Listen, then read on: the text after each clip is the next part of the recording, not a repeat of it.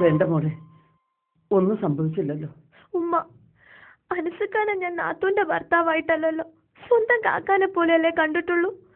മിന്നിമോൾ അങ്ങോട്ട് വന്നില്ലായിരുന്നെങ്കിൽ. എന്റെ മോനെങ്ങാനും ഇതറിഞ്ഞാൽ സംലയുടെ ജീവിതമല്ലേ മോളെ തകരുക. അവനിതൊന്നും സഹിക്കാൻ കഴിയില്ല. എന്റെ മോനെ എനിക്കറിയില്ലേ. മുത്തുക്കാക്കാനെ അറിയിക്കാതിരുന്ന? വേണ്ട മോളെ, വേണ്ട. അവനൊരെടുത്തുചാട്ടക്കാരനാണ്.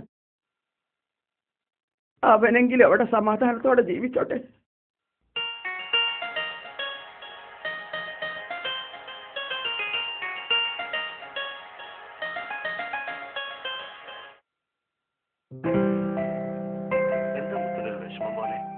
ഒന്നുമില്ല മുത്തേ. മുത്ത മതിലൊന്നും കഴിക്കുന്നില്ലല്ലോ.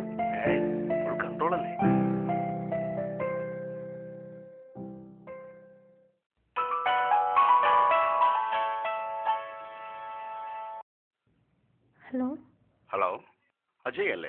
അല്ലല്ലോ, wrong number.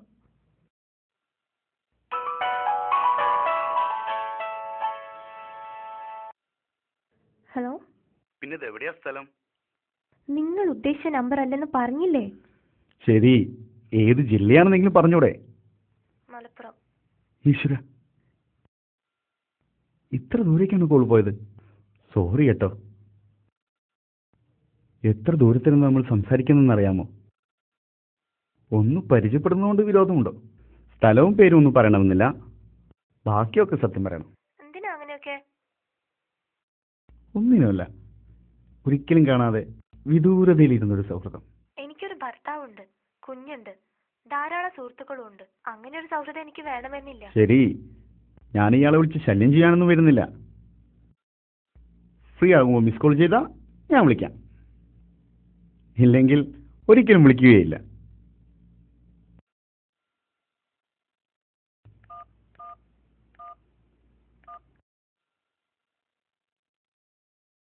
Ajay തിരക്കിലാണോ? Doctor call wait ചെയ്യാണ്, രാത്രി വിളിക്കാം കേട്ടോ.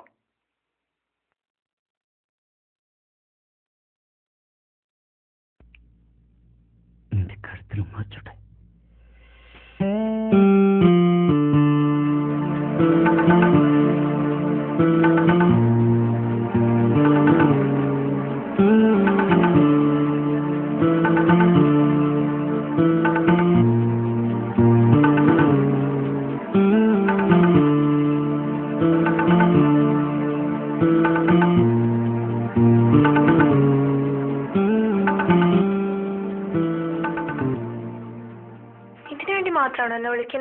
ഒരിക്കലുമല്ല, എനിക്ക് നിന്നോട് എല്ലാം പറയാൻ കഴിയുന്നുണ്ട്.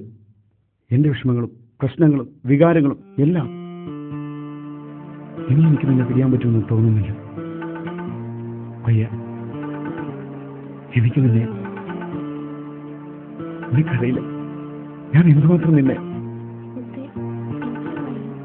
എന്തൊരു ആശ്വാസമാണെന്നറിയോ നീ എനിക്ക്. എന്റെ ശബ്ദം ഒരു ദിവസം കേട്ടില്ലെങ്കിൽ എനിക്ക് എന്തോ പോലെയാണ്. പക്ഷെ എനിക്കൊരു കുഞ്ഞുണ്ട്, ഭർത്താവുണ്ട്, സമൂഹം. ഒന്നും എനിക്കൊരു പ്രശ്നമല്ല. നിന്റെ കുഞ്ഞിനെ ആരെയും ഉമ്മച്ചി വിളിക്കുന്നേ? മോളെ ഉപ്പയാണ്. അല്ല, ഉപ്പയോടെന്തിനാ എനിക്കൊരു കുഞ്ഞുണ്ടെന്ന് പറയണേ, ഇഷ്ടാന്ന് പറയണേ? വേണ്ട ഉമ്മച്ചി, ആരെയും വിളിക്കണ്ട.